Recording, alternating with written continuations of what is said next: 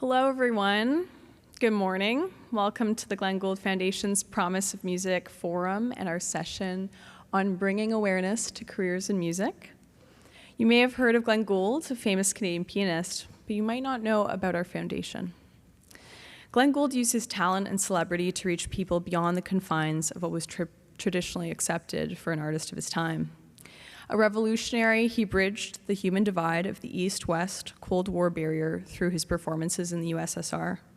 In the studio, he transformed the way music was recorded and explored the use of new electronic technologies, television, and radio to reach a larger audience with a message larger than the music itself. Finally, he set the example of the power of music to impact lives. The Glenn Gould Foundation exists to extend Canadian and international awareness of Gould's spirit and legacy by celebrating innovation and excellence, promoting creativity, encouraging cultural diplomacy, and introducing programs that demonstrate the power of music and the arts to transform lives. Thank you so much for joining us this week at the Promise of Music. We look forward to our next session, and on behalf of the Foundation, I would love to welcome our moderator, Nick Godsoe, alongside his distinguished panelists. Thank you.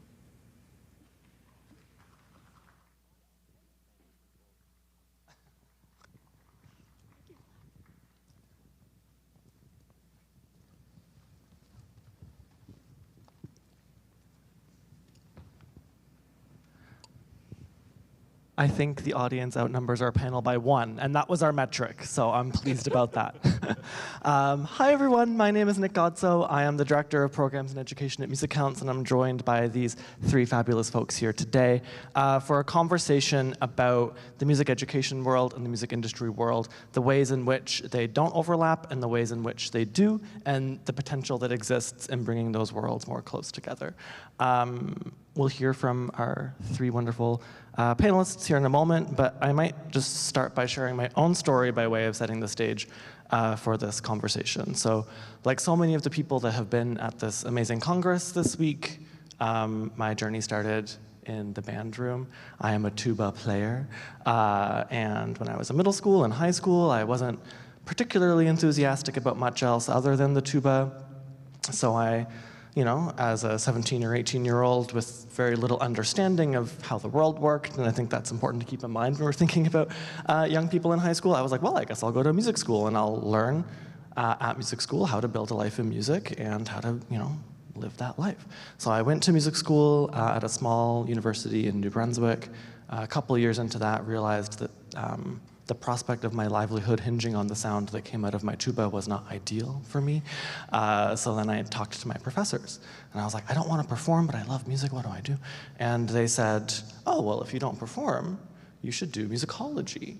That's the study of music and history and culture, and that's what people that don't perform music do. And I was like, oh, great, cool. So I, pivoted hard onto that path, did my master's degree in musicology at the University of Toronto, and I was like, well, I'm in it now. So I applied to PhD programs, started my PhD in musicology at the U of T, and then about a year into that, I realized that that was not for me, and that I was looking down the barrel of 4 or 5 years of additional schooling, and I was like, this is not for me, and I wasn't really feeling it, wasn't super happy, so I made the really difficult decision to leave, which kind of feels like getting spit out into outer space.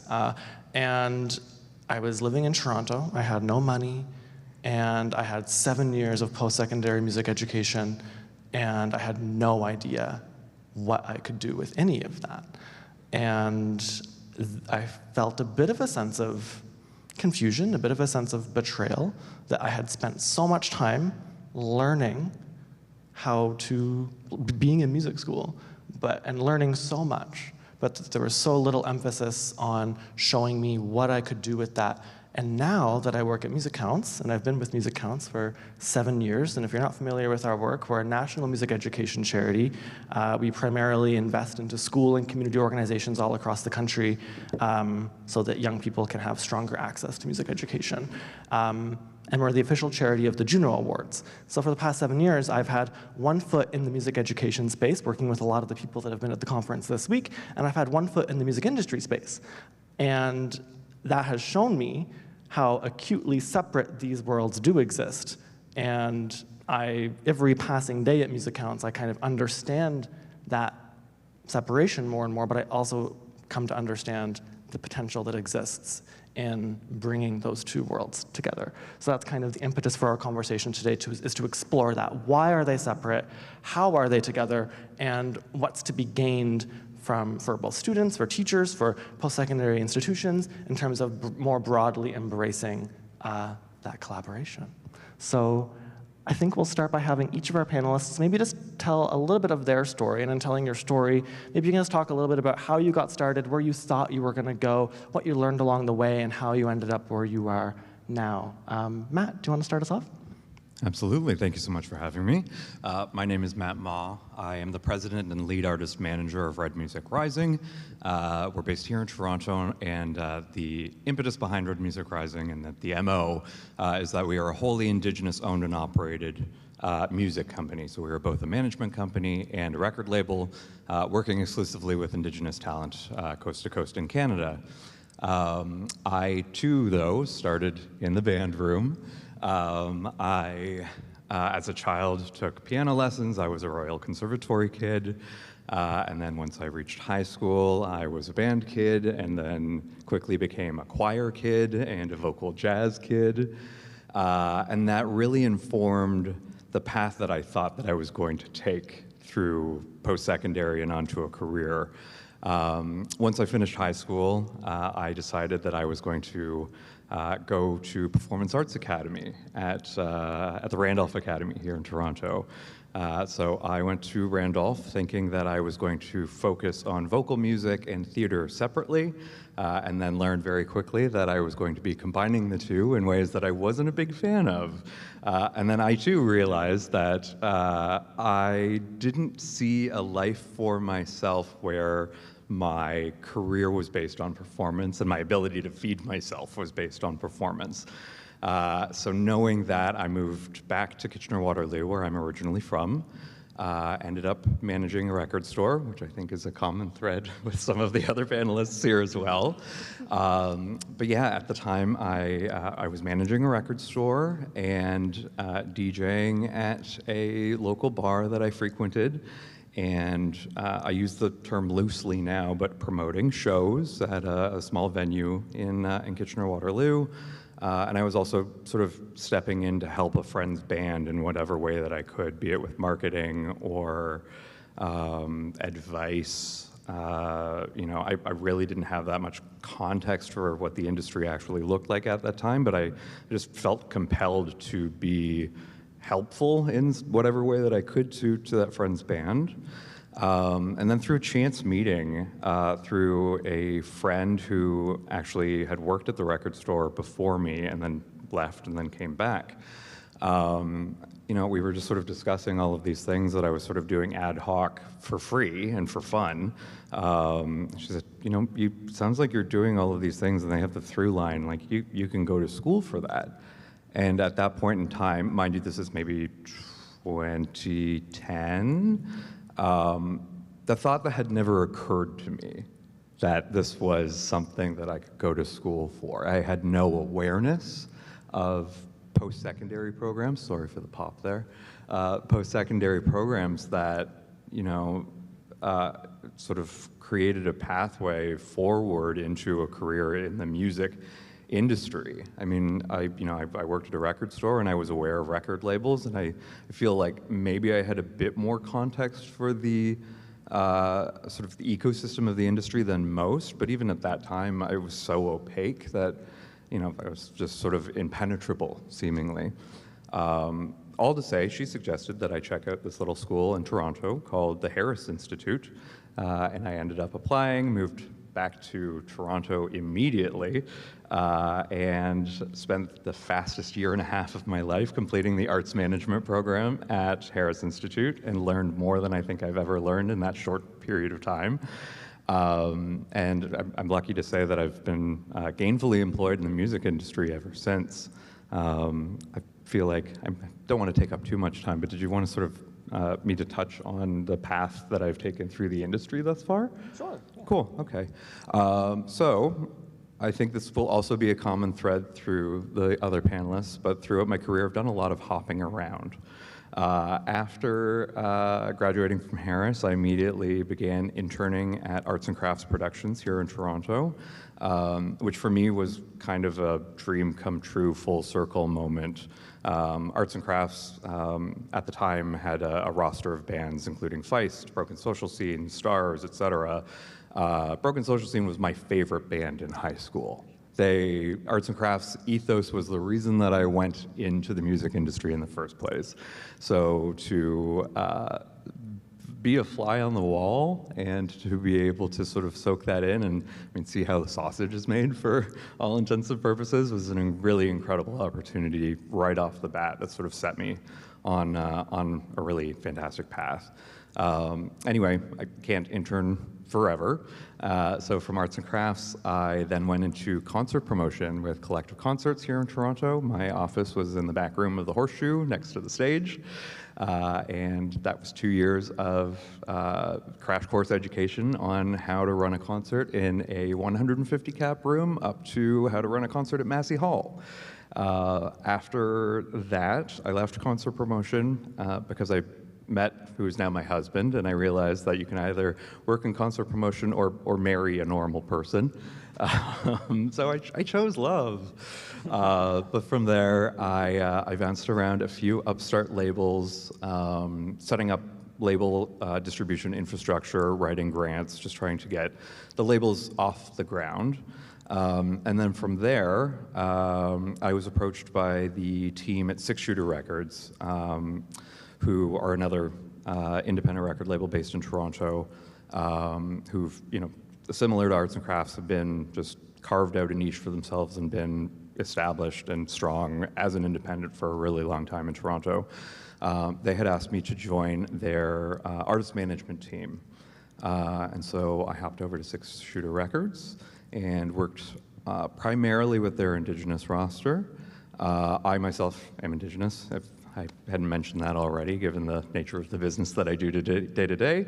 But working with artists like Tanya Tagaq, William Prince, the Jerry Cans, Reet, and through the work that I was doing there in community, while also working for someone else's company, I really sort of realized that, in addition to artist management, working for a label, that the music education element of what I found myself doing, sort of mentoring folks in community, not even necessarily the folks that I was managing, but I began to form relationships with the provincial music offices, Manitoba Music, Sask Music, Music BC, and I, as a literal handful of Indigenous music professionals working in the country at the time, was sort of tapped to come on board and go into community and mentor fledgling artists, but also fledgling industry. And that really sort of crystallized for me the work that I wanted to be doing sort of in tandem with the music business, was the community and artist development on a grassroots level. And then from there, in 2020, we launched Red Music Rising in June of 2020, which frankly was a bizarre time to launch a brand new music company, but I also felt if not now, then when? And yeah, we've grown exponentially since. We have artist management clients and label clients coast to coast. We've taken home some JUNOs this year, which was lovely. And yeah, we continue to sort of do that work, bridging the gaps between the Indigenous music community across Canada and making sure that the resources and infrastructure that have been afforded to the mainstream music industry and to myself throughout my career are available and accessible.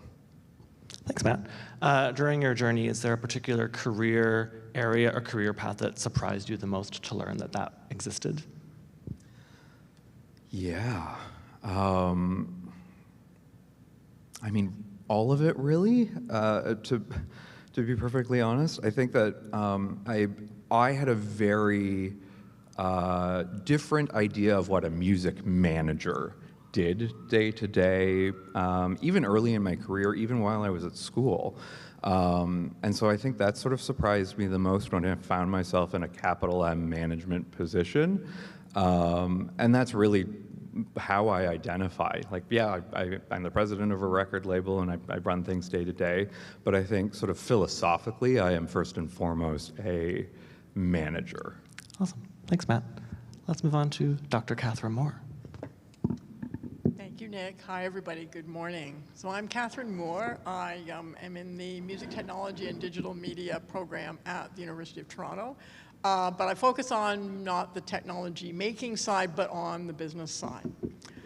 So I was born in Canada. I spent a lot of years elsewhere, which I'm going to talk about a little bit. So I was born in London, Ontario, and grew up in a town that has a song named after it. It's called Tillsonburg, and the artist is Stomp Tom Connors, who passed away a number of years ago, but very famous for defiantly staying in Canada and writing a lot about parts of Canada. So after spending many years living outside of Canada, first in the UK and then in the United States, I moved to Toronto in 2016. My own music training is in pipe organ. I was a church organist as a teenager, and my later academic studies were sparked by organ music. My PhD is about something that sounds very insider, but I'm going to explain it a little bit because you'll see why it excites me. So it's about how different keyboard tunings, and this led me to looking at different tunings across the world and many, many different types of instrument. But focusing on 17th century Italian organ music and looking at a very new, at the time, it was the 1980s, looking at how you could measure differences in temperaments with computer-assisted automation. And I also discovered through kind of the magic of performance how a different tuning can affect your performance. So that's what I focused on in my doctoral studies.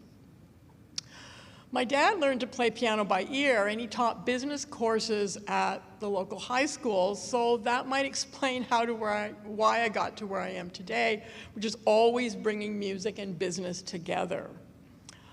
So we were asked to talk about turning points in our career, so I've had a lot, but I'm going to pick three to just describe a little bit about today. First of all, moving to Liverpool, England, and that was 44 years ago, to manage a record store. And my daily contact with music lovers showed me that above all, the music business is a business of attachment. Second turning point, so being hired by New York University, and that was 30 years ago, and taking on the opportunity to create and revise music business courses at the post-secondary level. And when I applied for that job, I had no idea there were music business programs, no idea.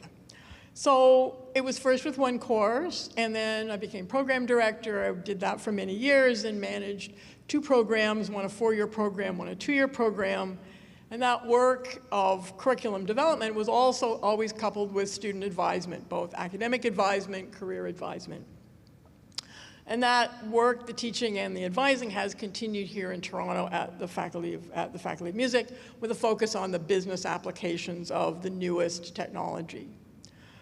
So the third turning point probably started about 12 years ago when I first learned about something I've come to call the music and cities advocacy movement. I'm going to talk for just a couple of minutes about that because it's inspired many different ways to think about careers, many different ways to think about value. So at its heart, the music and cities advocacy movement is about why music matters. It's about how to convince government and investors to spend money on music. It's about alternative words. It's about using alternative words to describe value, and it can involve what I sometimes call radical vocabulary makeover. It's about recognizing value that isn't always and only measured in dollars. It's about collaboration among industry partners who are usually competitors. And the story that sparked this advocacy movement was a story of loss. Repeated stories about the closing of music venues. That's how the story got media and industry attention and gained momentum. The story created a goal for cities to become a quote-unquote music city. The story became a map of who mattered in the music system, showed where connections were and where connections had to be made because there weren't connections. There were differences among advocates. There were distinctly opposing sides, and there has come to be, over the years, common ground and channels of communication in this advocacy. So for each of these three turning points in my own career have considerably expanded my understanding of the number of career opportunities in music. And since my own career started a couple of years before compact discs were released as a format, that was 1983 in the UK, I've navigated, been inspired by, and sometimes completely puzzled by a lot of changes in technology, changes in business practices, and changes in music styles. Thank you so much, Catherine. And Kezia. Good morning. Thank you for having me. My name is Kezia Myers. I'm the Executive Director of Advance, Canada's Black Music Business Collective, and I will share my origin story. Very similar to the three people sitting on this panel alongside with me, I had family in the music business, music performance side. I am a classically trained musician, and I didn't know anything about careers in the music industry. So, to give you some context, I come from a family that is very much into performance. By way of the church circles, my dad is a bass player who has played the bass for now, about 40 years. He learned how to play the piano by ear, and when I say he's incredible, it's annoying how incredible he is, because I am a Royal Conservatory of Music student, and when somebody sits down and plays without notation and chord charts that are sevenths and ninths and 11ths, you're kind of like, but what did I go to school for? So my dad is a bass player, plays the piano by ear, plays any instrument that he picks up incredibly well. My mother is a classically trained vocalist. My aunt has sung Porgy and Bess around Europe and at the Olympics. My uncle was Deborah Cox's vocal coach. My cousin is Maestro Fresh West. So every person that I've named thus far is on the performance side of the industry. So, of course, when I was coming up, I had to play piano. I started playing piano through Royal Conservatory of Music at the age of 3. I had picked up the flute by the age of 9. I picked up the violin at age 11, and throughout that entire time, choral music was a part of what I did, but the impetus being I performed at Roy Thompson Hall as a vocalist when I was 16, 17, and I was supported by the high school that I went to go to Wisconsin, Massachusetts, to participate in a program that brought students from all across North America to sing choral music. And so throughout my life, I only knew about the performance side of the music industry. I had a yearning to be involved in music, but I didn't have the interest, so to speak, as to be a performer that was writing her own music. I wasn't interested necessarily in being a creative in that particular way. And so I got to high school, and it was there where I had to make some really tough decisions. I came from a home where education was also paramount, so there was no opportunity to do anything other than to go to university. You were going to university, and in my mother's words, you are going to university and you are not staying in Toronto. Unless the best program in the world is in Toronto, which is where we're from, you need to go away for university. And I will say, it was probably the best decision I ever made. And the reason being is because I wouldn't be sitting here in front of you if I didn't go away for university. What happened in university after many years of classical training, as I mentioned, my cousin is Maestro Fresh West, so when I was in grade 7, I did a project on him, went to his house as a JUNO Award-winning artist, noticed he was still living in the basement of his mom's house, and the JUNO was on the fireplace mantle. And I said, this is not what I imagined would be the reality of performers. And I remember being in the rooms when my uncle would be teaching Deborah Cox how to sing, and then she left the country. So when I got to university, or when I had to make the decision to go to university, I felt a little bit confused. I knew that I had this love of music, this love of the people in the music industry, but no idea what happened on the other side. And so, as second place, I said, well, maybe I'll get into film studies. That's something creative. That's what the schools offer. And so I went to Wilfrid Laurier University. And while I was there, I was in my second year, and there was a gentleman who was playing on the basketball team. The gentleman playing on the basketball team was rapper J.D. Era. J.D. Era is the person that mentored Drake and taught him how to rap. Unbeknownst to me, he was navigating the world of being a rapper in school while also performing in Waterloo. And so it didn't take long for me to take interest in what he was doing. Once I realized that there was an opportunity for marketing and grants, I was more intrigued and wanted to connect further with him. So J.D. Era and I continued to have conversations, so much so that he had now asked me to help him develop his brand strategy and his marketing strategy. Well, as I mentioned, I was in film studies, so there was not really quite a correlation. So what I did was I switched my major and switched my degree to a business degree with a focus in communications and marketing, and double majored in sociology.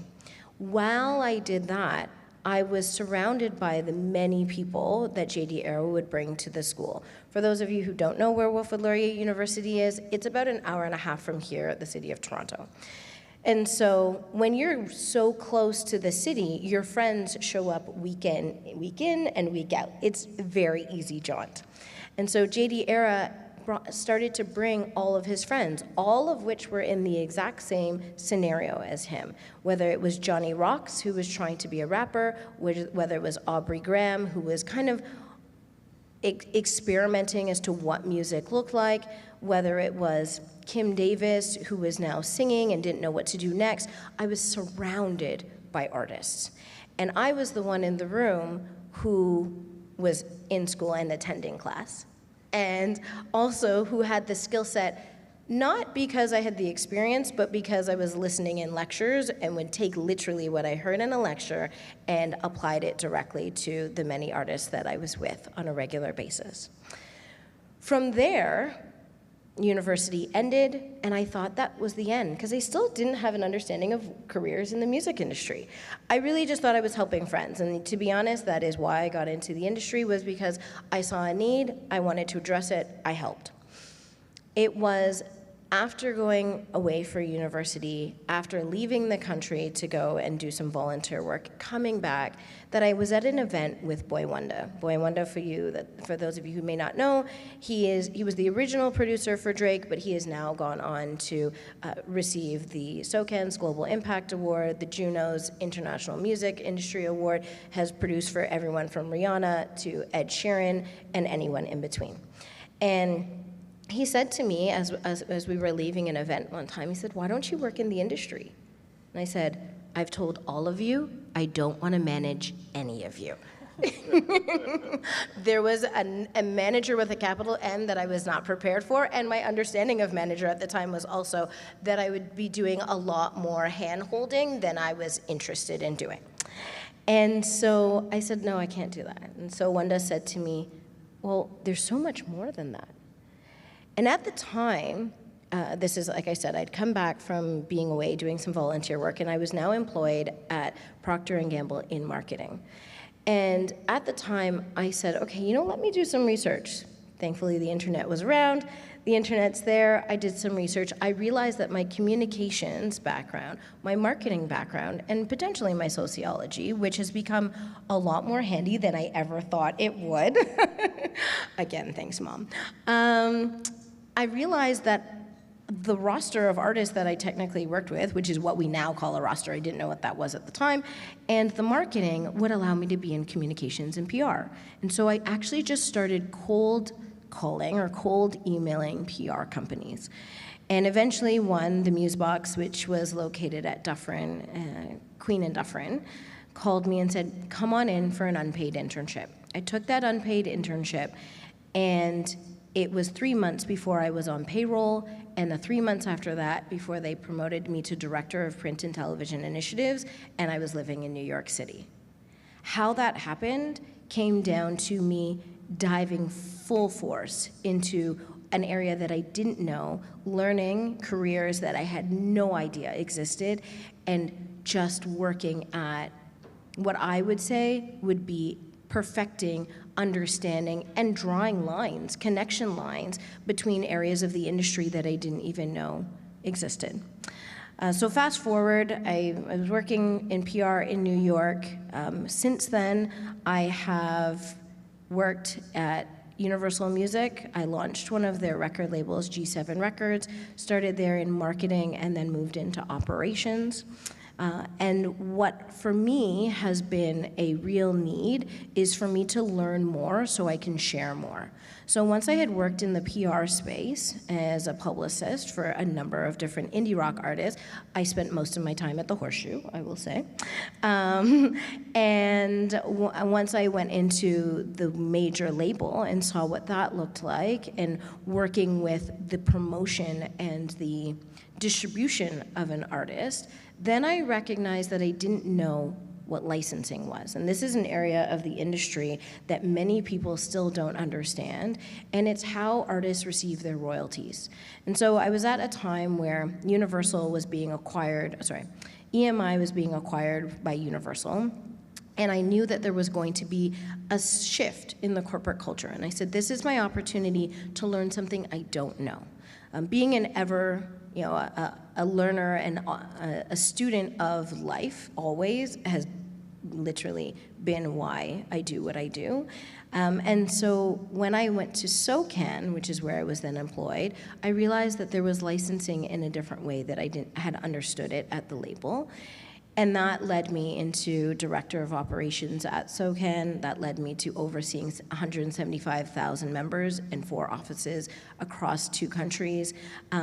That allowed me to start the first ever internship program for Black students specifically, as well as understanding the need for many racialized communities to understand the inner workings of the music industry. That then took me into where I am now. And I spent 7 years at SOCAN, and it was during the pandemic that George Floyd was murdered. And when George Floyd was murdered, I took an opportunity to just look at my career path and said, I don't see very many people that look like me.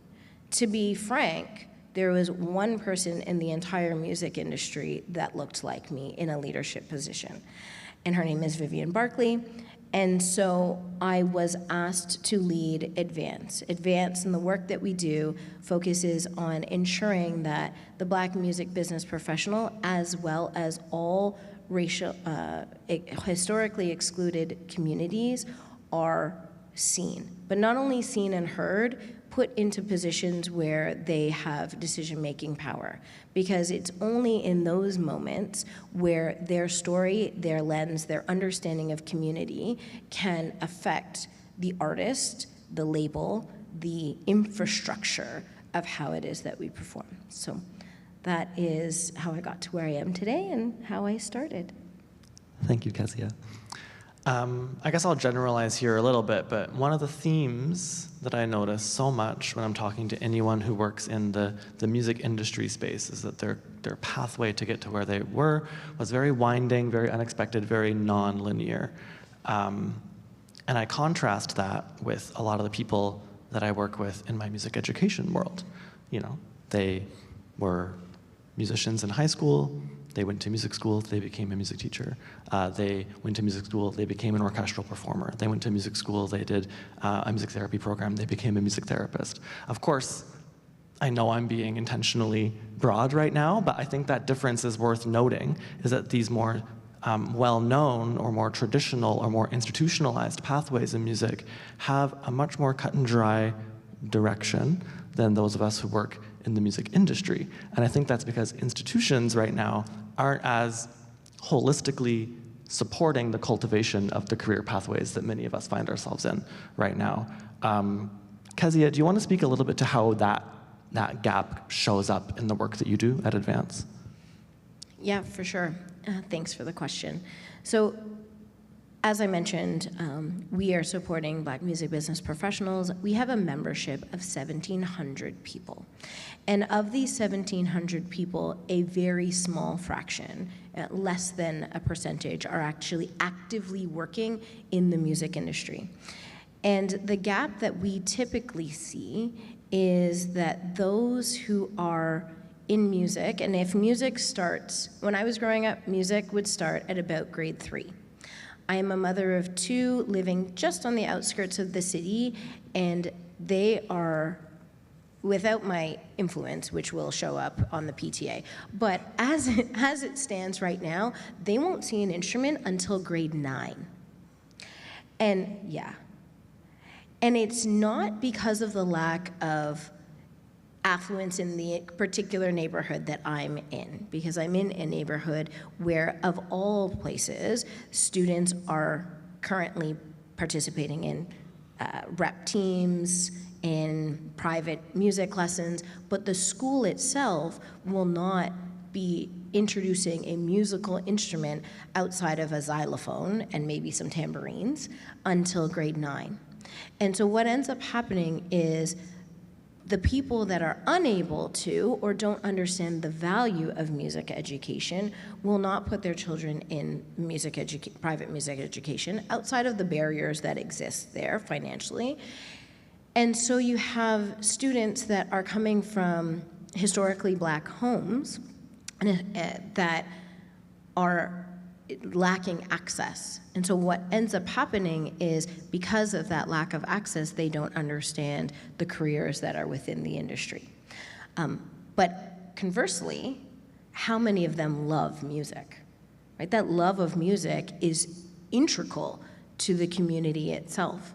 And so when we see it exist, we actually see what comes next, which are 1,700 people, of which less than a fraction of them are working actively in the music business. Many of them want to be connected, so they become music artists.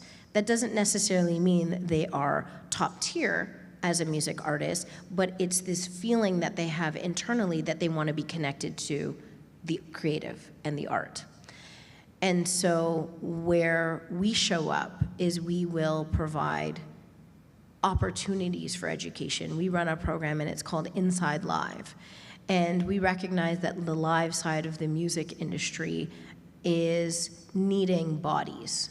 And so we've built a pipeline from high school into the music industry by way of an accelerator program. And this accelerator program, day 1 has them look at all the careers that exist within the live music production space.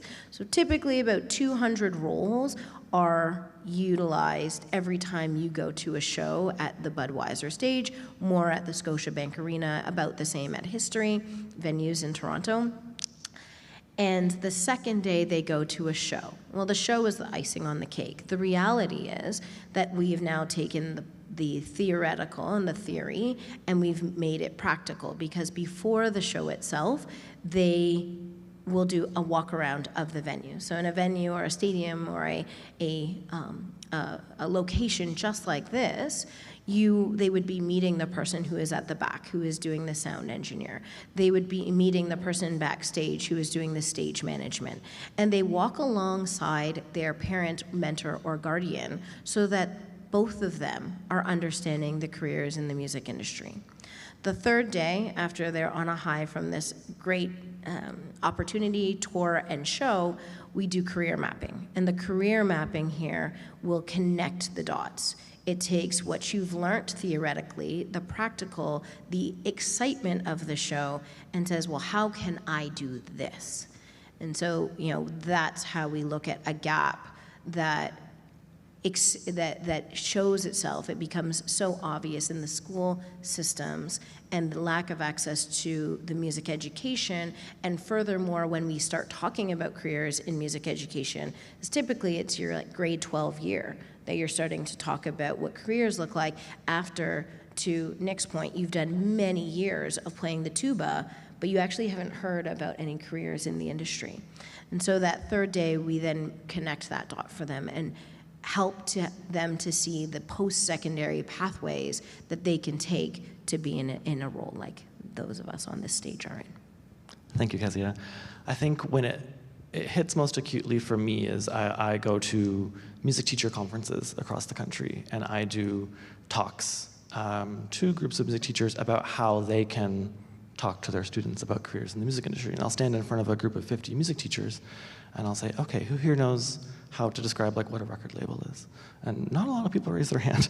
And I think that kind of reinforces something that was kind of close to my experience, and I know is close to a lot of people's experience when they go through these more traditional post-secondary music programs, is there are a lot of things that are talked about, there are a lot of things that are not talked about. And if the people, and we can't blame music teachers, when they go to school to be a music teacher, they're not taught how to talk about music careers. So how can we expect them to take on that work and be able to talk about that confidently and, share some of the perspective that Kezia shares in her programs with that next generation, if that wasn't part of what their education prioritized. Catherine, maybe you can speak a little bit to why you think that is in terms of the more traditional music programs at the post-secondary level. Why does that gap exist, and why does that gap persist? And then we'll talk about what some institutions are doing to maybe bridge that. Sure. So I think part of it, just building on what Nick was saying, is that the teachers, if they're tasked to teach about the music business or about careers, they don't have any confidence in doing that. And they don't know where to start. So what sometimes happens is they bring in a whole kind of parade of guest speakers. And that's a good thing, but what sometimes happens with students is they kind of take a day off. They don't take notes when it's a guest speaker. And what is hard to do, it takes a lot of time and energy and thought to do this, is to integrate what the guest speaker has said into the rest of the course. But in order to do that, the instructor needs to have a big knowledge of the industry to be able to say, well, remember what guest so-and-so said about how they price their products and services. So it's, I think, building confidence in the instructors, and I think giving the instructors, well, here's a list of 50 jobs in the music industry, that's not helpful to the instructors. So I think building on the confidence there, and also people are sometimes just reluctant to have business attached to what they do, the word business. And they reject that, and they feel, well, I don't want to be a businessy person.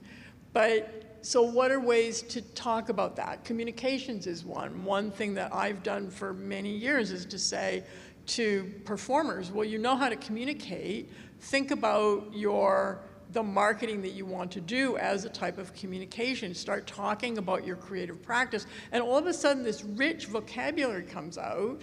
But if you say to them, write a marketing pitch, they freeze. And they use the same 10 words that everybody else is using. It doesn't differentiate in any way. So using sort of writing skills is also how you can build that, and talking about it as communication. And that can also help instructors, I think, have that confidence to be able to answer the questions and to think about the future, because I've always in my teaching work been focused on the future. After I managed the record store in Liverpool, I then went on to be a sales rep in the UK. I then did international marketing for a label in the UK. I was then hired by A&M Records to go work in New York City. That's what first took me to New York City. But not being afraid of using business vocabulary in a creative context is also part of this. Thanks, Catherine. And Matt, do you just want to maybe touch quickly on how some of these gaps show up in your work? I know you work a lot with young artists, so how do those gaps emerge in those conversations? Yeah, absolutely. I mean, I think that by and large, it sort of mirrors a lot of the disconnect between educational resources just sort of across the board for, of course, speaking from a specifically Indigenous standpoint and speaking to, the folks that I am working with on a day-to-day basis. Yeah, I mean, it's what we've sort of already touched on in terms of disconnect with music educators or distinct lack of access to music educators in the first place, right? Yeah, it's the vast majority of the folks that I'm working with, and when I say that I'm working with them, not in a managerial or a contractual way, but the young, developing, fledgling artists that I'm being asked to mentor during a songwriting camp or something akin to that, be it in a city like Winnipeg or up in a northern remote community. Yeah, I mean the music education element is there to a point, but the awareness of any sort of industry, infrastructure, or education or pathways to that just full stop does not exist. It's not on anyone's radar at all, which is presumably why I'm being asked to come in and sort of talk about what it is that I do with the artists that I do. And I think right now, at least, again, in my experience and in my opinion, the issue that we're facing within the Indigenous music industry specifically is just a lack, it's sort of an Ouroboros of sorts, in that it is a lack of industry representation that is then in turn able to actually go back into the community and say, hey, this is something you can do.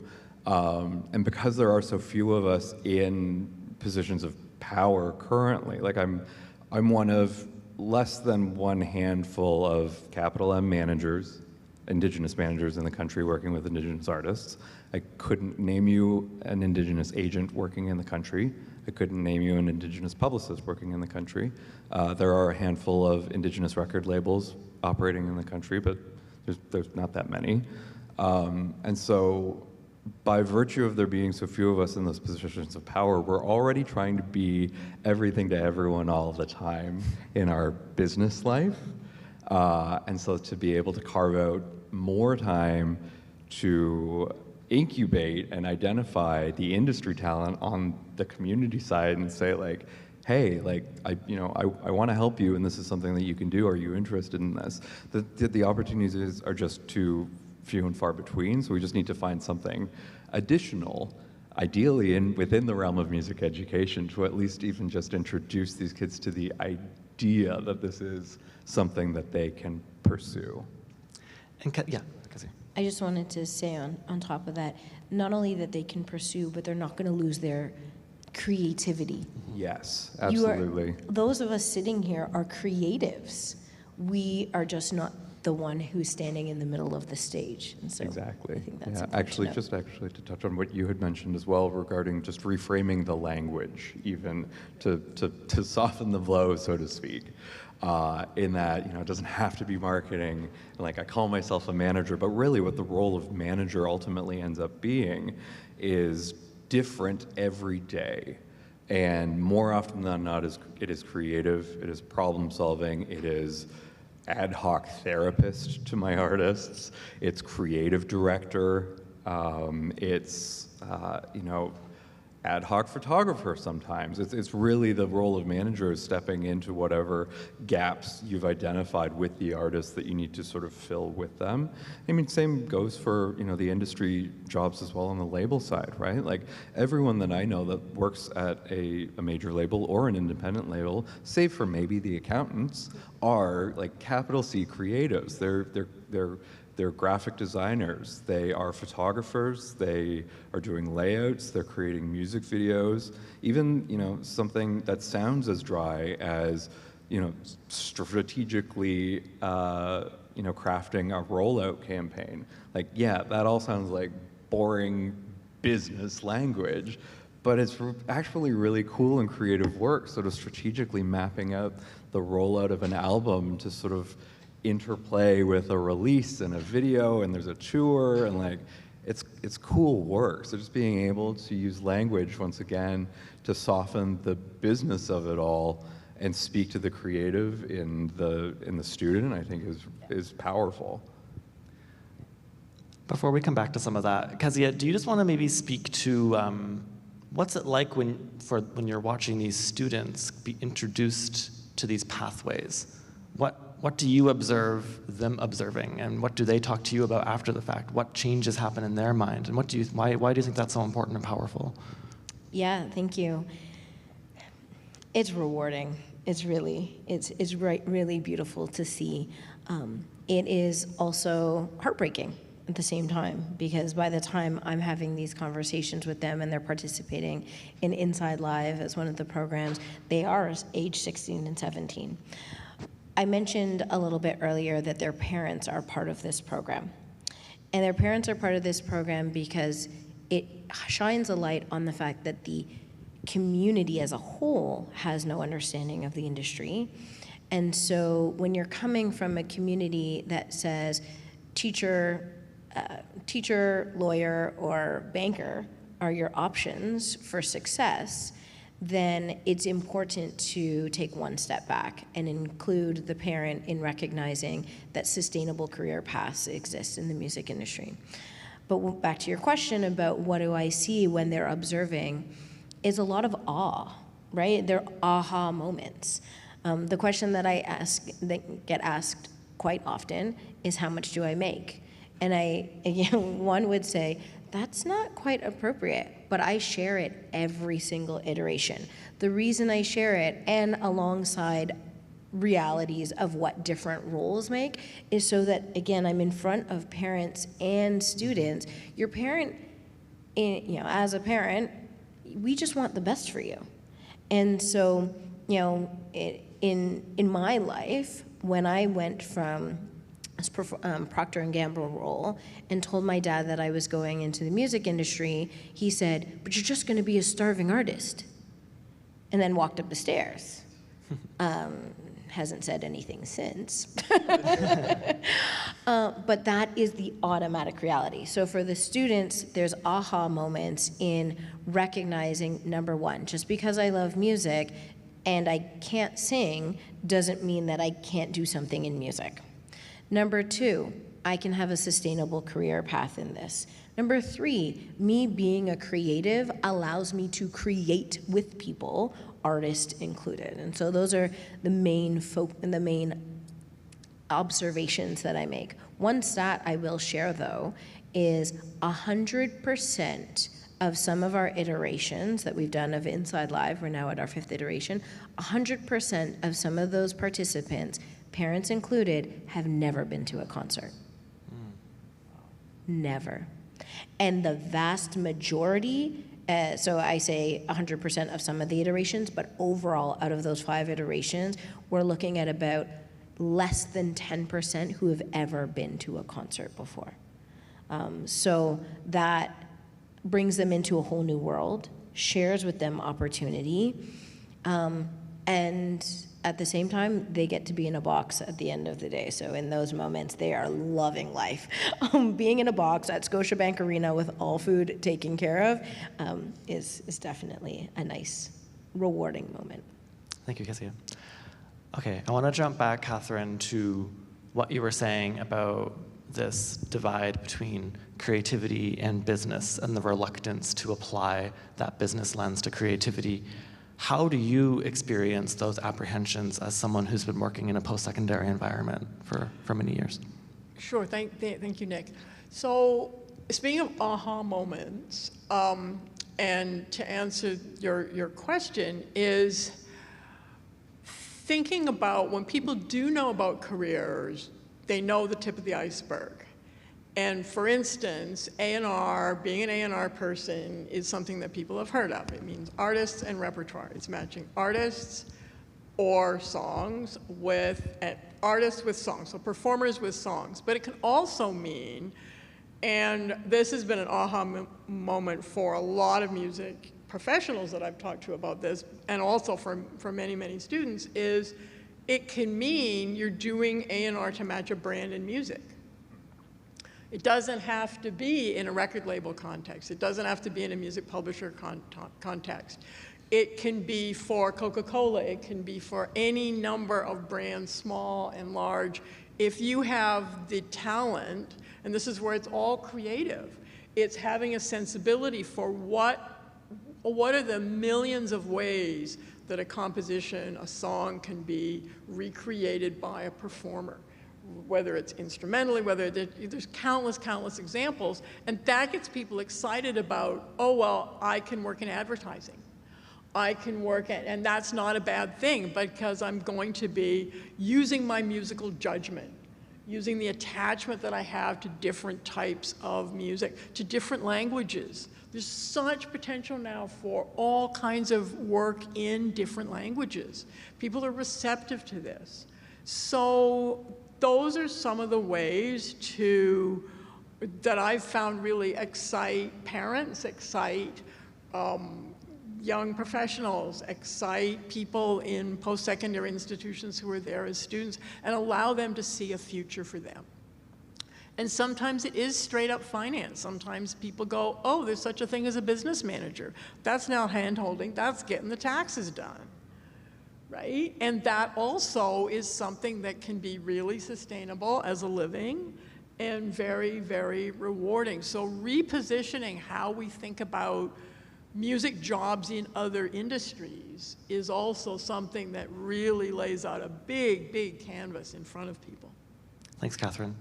And specifically, in your existence at the U of T, for example, as one of the only people on faculty, I think, who is, does have that music business background, and when you're introducing these courses and when you're creating these programs, what is the feedback like? What is the engagement with the department around what you're doing? Is there apprehension? Is there excitement? Is there wonder? Yeah. There's a lot of excitement because those who go out and do recruiting in high schools know that there's an appetite for technology knowledge and entrepreneurial knowledge. And so being able to explain to people, well, we have these courses where we have a couple of courses called creative identity. What's your creative identity? How do you define yourself as a creator? And that's very hard to do, but recognizing that you can do that, and that it will change over time, but then how do you present that in a short video? How do you present that using technology? So I think that, there's definitely a lot of interest from which the faculty knows from parents and prospective students, but also from other faculty members who have been doing this but kind of haven't been calling it entrepreneurship or haven't, but I say, well, you're teaching people how to do a tour budget. Hello, so people are, so then there's gradually, oh, okay, we do this already. I recognize that, my dry cleaning bill is a tax deduction. So I think, and recognizing gaps, because the Faculty of Music is very much a performance school, and still there's all this appetite and this interest in the way to really incorporate this and kind of overlay it on the thinking in a lot of different courses is really what's happening right now. We have a new course called Fundamentals of Music Finance, because it's Fundamentals of Music Finance. And it's not taught by somebody with an MBA, it's taught by somebody who has a performance degree, has 2 performance degrees and a master's in international business, who for years has been wanting to set up a course like this on their own, and thank heavens they saw the job spec. So they're there, but again, and the class is full. Students are not afraid of this. So we have to stop thinking that students are afraid to learn about this. Thanks, Catherine. And Kezia, do you want to speak a little bit to the work that you've been doing here at TMU and what that experience has been like? Yeah, totally. It's like you read my mind. I currently I currently teach the program, which is a capstone course in music business. It's underneath the Bachelor of Professional Music here at TMU. I developed the course, and it is typically the majority of people in this program are those who are performers, artists, creatives, producers, and they've taken the Bachelor of Professional Music, not sure what's on the other side, other than the thought that they want to be sustainable in the music industry. And to what Catherine just said, finance and understanding finance, building budgets is integral to you being sustainable in the music business. Now, oftentimes I start the course, as I did this semester, sharing with them that you as a musician, you as a performing artist, you as a producer, do still want to put food on the table. And I think that's a general, it's a general need across the board. I'm here to help you do that. And so for those of you music educators in the classroom, when you're talking to your music students at a high school level or elementary or middle school level, it's looking at performance and understanding that there are a number of different revenue streams in this industry. Standing up here singing from a stage is only one revenue stream. Royalties, which I mentioned before, is another revenue stream. It can seem daunting because there are potentially anything you do could be a revenue stream. We talked just about A&Ring and like the branding and the music, that's a revenue stream. But what I want to share with you all is something that is a very clear line as a musician. As a musician, if you are creating music and you're creating music for sale, that's fine. You have an EP, or a mixtape or an album that's coming out, that's for consumption, somebody pays for that. For the most part, performers, especially those that are in composition and classical, they may not necessarily be putting out albums, or they may be creating music that doesn't show up on the album. So what do I do with all that music? Because on average, more, but you could be writing 50 songs and of those 12 show up on a compilation. What am I doing with the other 38 that I have? There's this thing called synchronization, music sync. Music sync is taking music and quite literally synchronizing it with visual. So when you hear music in a commercial, when you hear music in a advertisement, when you hear music in a movie, in a TV show, anywhere that music is, somebody, a sync agent, would have connected that music with the opportunity to create a moment in the visual.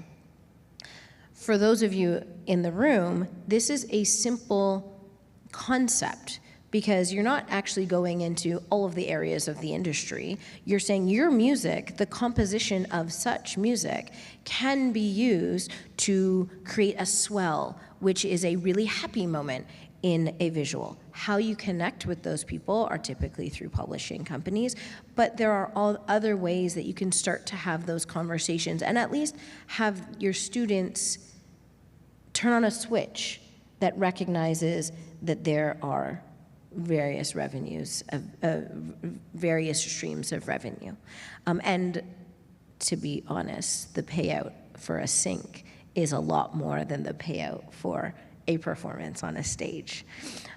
So with my work here at TMU, I am sharing that with a number of students who I'm noticing, and I don't know if you're noticing this, Catherine, I'm noticing students, my students are in 4th year, they are quite anxious.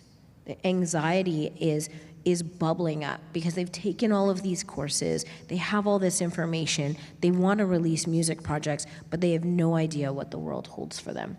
And so I'm there to shepherd them through the year. At the end of this capstone, they actually come out with a business plan that I don't call a business plan, I call it a vision plan. And it's a vision plan, and we work through what it is you want to do and how to achieve that with the realities of the industry. How are you going to sustain? Where is money going to come from? Who are you going to partner with? What are other artists that are doing the exact same thing that you are? And so that's my work here at TMU. If I can just add one thing, how are you pricing it? Because that's where the rubber hits the road. And that's also a really good way. There's an assignment that you can do where you send people out into the world to check prices. And students are shocked. They're shocked at the variety of prices, and then they get really excited about pricing goods, pricing services. So you've sent them out on a scavenger hunt to find out about pricing, both physically and online, and then you're kind of disguising it as a sort of a scavenger hunt, but then they come back and they compare and contrast, and they're learning about how to price things. Thanks.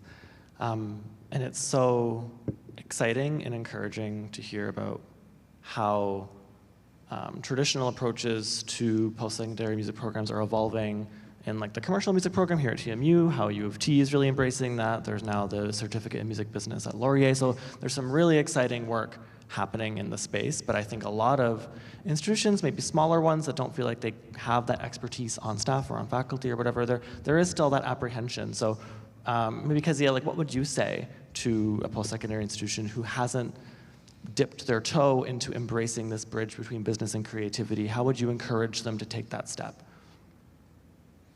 Yeah, thanks for that question. I mean, without sounding too elementary, I would say don't be scared, right? I think those of us who are in an education space, we want the best for the students that are in front of us. And so knowing that you don't have to have all the answers, but you know which questions to ask will lead you to someone else who may have the right answers. You know, those of us here on this panel are happy to have conversations every day about how this industry works, because it can be convoluted, it can be nuanced, there's lots of context that's needed, and there are people in the industry right now who don't know anything about the other side of the industry. So I think the first thing that I think about when thinking about a place that hasn't quite bridged that gap is connect with MusiCounts, connect with the organizations within the industry, like the Canadian Independent Music Association. Ask your faculty if there is anybody on that faculty who actually does know anyone else in music business. You know, I find that they seem pretty obvious, but the first step is to not be scared and know even those of us up here don't know all of the answers, but we know where to find the answers and what questions to ask. And Catherine, I'll have the same question for you, but before you speak to that, it goes the other direction as well. You know, we talk a lot about how education isn't embracing industry, but I also think that industry doesn't embrace the music education world as much as they could either. One of the most special parts of my job at MusiCounts is being able to go to the JUNOs and experience the hub of the industry for that week, and be able to bring music teachers into that industry celebration. We have our MusiCounts Teacher of the Year Award, so it's a JUNO Award for a music teacher. So we bring 5 music teachers to the JUNO Awards, and you know, they're obviously a vital part of the music ecosystem in this country, training that next generation, but they're not typically included in music industry spaces, right? So when we have these teachers at the JUNOs, and managers are talking to them, artists are talking to them, agents are talking to them, there's such synergy and there's such potential, and I find that so reassuring, and that just, I think, speaks to the potential in continuing to be intentional about bringing these worlds together. But Catherine, I want to ask you the same question I asked Kezia. What would you say to an institution that isn't quite where U of T is or isn't quite where TMU is and maybe is skeptical of that? How would you encourage them to maybe take that leap of faith? One is through partnerships, and I'd suggest a couple. Sometimes when colleges and universities work together, and actually, University of Toronto Scarborough has just started music industry programs with Centennial College, music industry and music technology. So partnering with different types of institutions that you can use their expertise. Partnering with industry groups.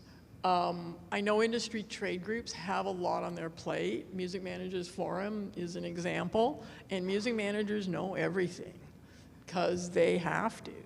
That's really the, so to me, that's kind of the hub of the industry in a lot of ways, and is also kind of relatable to a lot of people. I think that if there's a way, there's a lot of pressure on higher education institutions to justify, are you training people for jobs? Are you training people for jobs? And if you can, and then people make this assumption that there's no jobs in the music industry. So having that kind of advocacy, giving the institution tools to be able to talk to government and their internal governance to say, we want to have these programs, we want to have this focus because it leads down these paths, and also emphasizing that there are also transferable skills, and so that can help. But yeah, so partnering with industry, partnering with other types of institutions that already have that expertise can help, again, give confidence to move in that direction. Thanks, Catherine. And Matt, do you maybe want to speak to what advice, because I know you work with a lot of young people, like what advice you would give to someone who, you know, is trying to figure things out, who's trying to maybe start building a career in music, but they're not sure what that looks like, they're feeling intimidated, they're feeling overwhelmed. What words of wisdom might you share with someone like that? I think that, I mean, I can only, again, speak from my own experience. I also just want to fully acknowledge that I've been remarkably privileged throughout my career, remarkably lucky. And I think that what you will often hear echoed throughout the industry is that so much of where people find themselves later on in their careers is based, at least they interpret it to be, as based on right time, right place, and right relationship.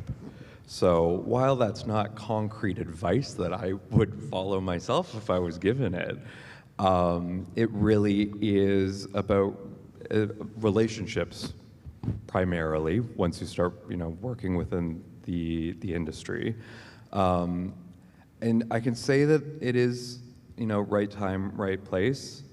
I think the crux of that, though, the kernel in that, is showing up and putting yourself as a, you know, potentially anxious or unsure fledgling industry member or even artist in the rooms with the other artists and the other industry, showing up and not even necessarily taking up space, but going to the shows, finding the trade organizations like Music Managers Forum Canada, like Canadian Independent Music Association, you know, just doing a little bit of your homework as it relates to how the industry connects with one another. And the more that you show up, the more that you become a fixture, the more people become familiar with you, the more comfortable you'll feel actually interacting with these folks. And I think that's a lot of what my own career path was, right? Like I started off after school with my own, you know, internship journey. But that internship was, okay, I'm investing the time and the energy in myself to spend time and not make any money, but spend time with these people who I respect and whose art and ethos has informed how I sort of like my worldview in a little bit. So, you know, I've got this incredible opportunity in front of me, why not? And just through just those relationships that I've made, in, you know, my very first internship, I still maintain those professional and personal relationships with the people that I was working with at Arts and Crafts at the time. Like we're still all in the industry and we're still all very friendly and we all have one another's back in a sense, right? So yeah, while it does sound trite to just show up and do your best, like that really is something that I think is, you know, it's something that you can do that takes very little actual investment from yourself if you happen to find yourself in a place. And the same goes, it doesn't have to be Toronto too. I give the same advice to folks in Saskatoon or in Winnipeg or, you know, anywhere in the country, really. Each province has its own provincial music office, and the people who work there, it's literally their job to ensure that you, as an artist or an industry member, are connected with the wider national industry. Like the people at the provincial music offices are doing God's work. Like they are really, really unsung heroes of the industry, and just their job is to connect folks and to develop their own markets while also strengthening Canada's industry as a whole. And then I guess, again, it sounds like a trite little nugget, but trust your gut. So much of what I have learned in this industry about what I love to do, what I don't love to do, who I really want to work with, who I maybe shouldn't work with, has really just come down to learning to trust my gut later on in my career. Yeah, again, trite little nuggets, but. Yeah, I think Matt really pointed out something that's important here, the relationships within the industry. Overall, this industry is very much relational based, and it comes down to who you are as a person, and that will continue to show up in positive ways for you throughout your career. One thing I will note, though, there are so many careers that do not require you to be at the event and be relationally connected.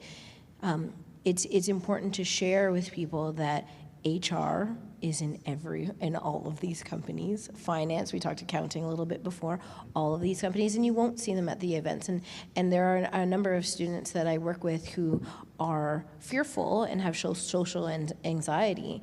And I break that down. If you're a performing artist, from a social anxiety perspective, contextualize that and understand that that is a real thing. Walk into a room and say, I need to meet 2 people, or these are the 2 people that I want to connect with. But if you are not a performing artist and you are not looking at being in that particular space, you can still work alongside the music.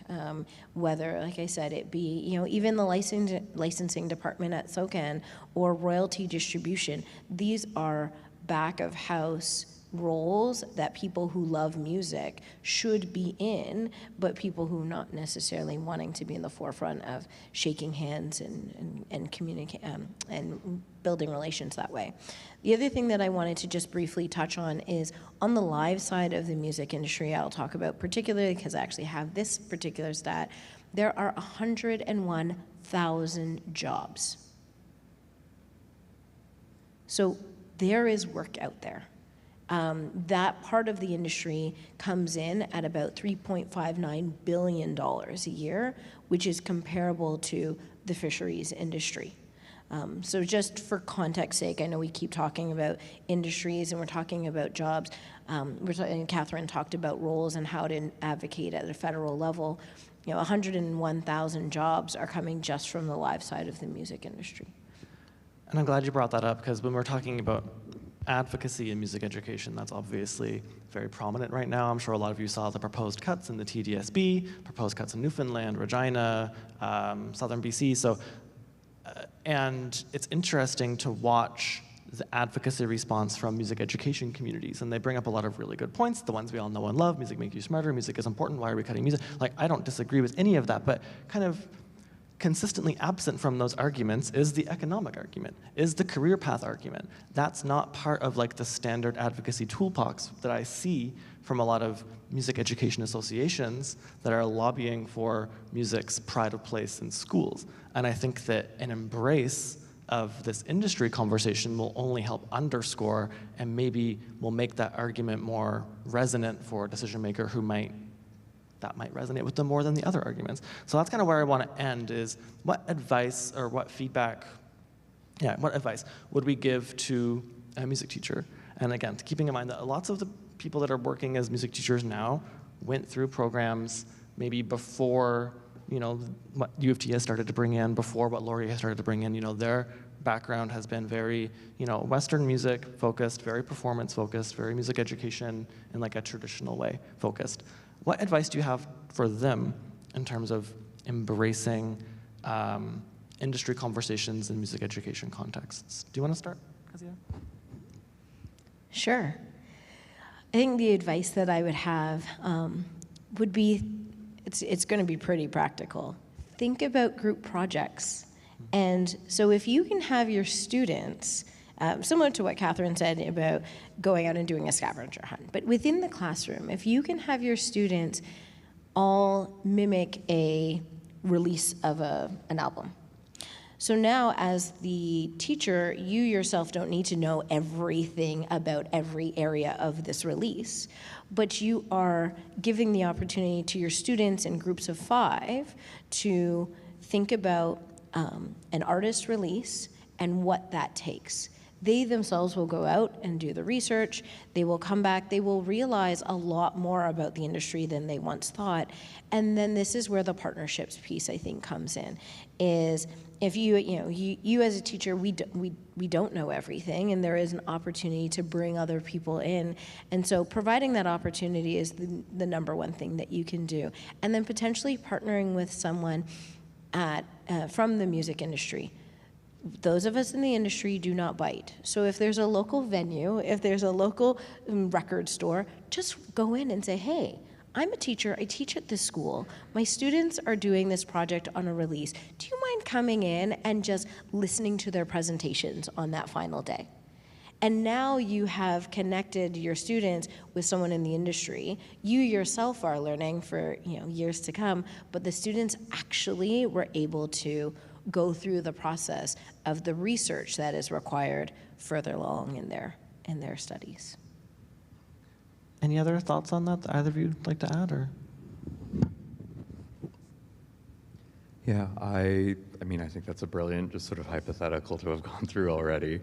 Yeah, the only thing that I would add to that, echoing Kezia's sentiment that we do not bite in the industry, and something that I think someone had mentioned earlier, and I'm sorry I can't attribute it, but the prevailing notion that the industry and industry members were not accessible and that they weren't available to educators, I think has merit from the past, but we need to take into consideration that the music industry as a whole in Canada is quite young compared to many other industries, has seen rapid change.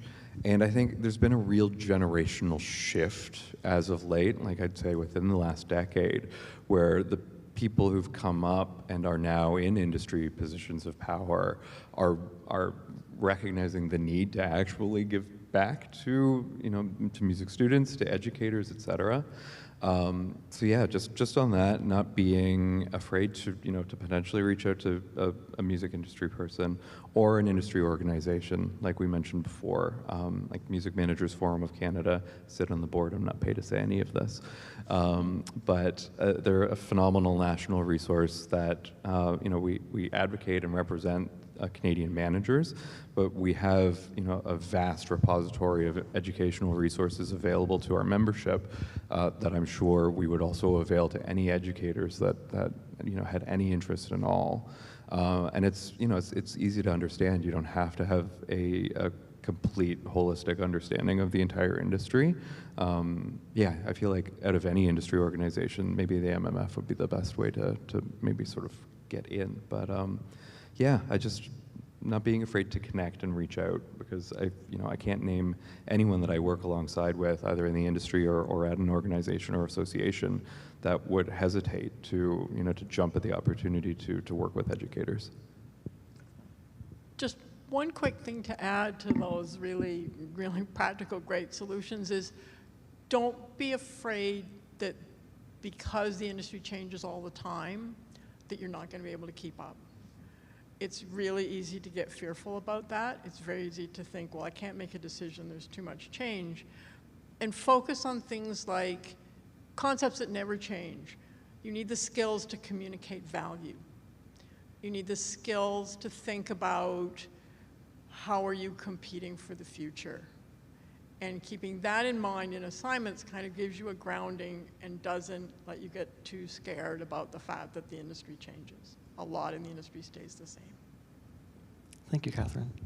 I think that's a nice place to stop. Thank you all so much for being on this panel today. You've been a great audience. Thank you so much. Yeah, we really appreciate it. Have a great day. See you, folks.